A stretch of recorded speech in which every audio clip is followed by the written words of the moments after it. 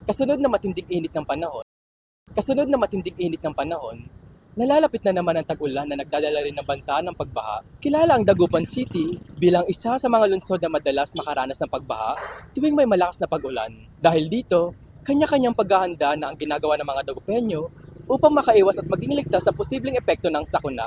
Sanay man ang iba sa baha, hindi pa rin nawawala ang paghahanda ng ilang residente lalo na sa mga lugar na malapit sa ilog o dalampasigan na madalas naapektuhan tuwing malalakas ang pag-ulan. Ayon kay Joseph Garcia ng Barangay Salisay, mas maaga nilang inihahanda ang mahalagang gamit tulad ng pagkain, tubig at iba pang kagamitan upang maiwasan ang pagkasira ng mga ito sakaling tumaas ang tubig baha. Kapag alam na namin na may bagyo, yung mga gamit ilagay na sa taas, ganun para hindi ka na kawawang maglipat-lipat sa taas.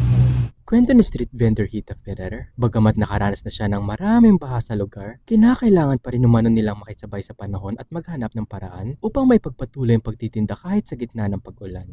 Ay, naghahanda kami, naghahanda ng mga payong, ganyan.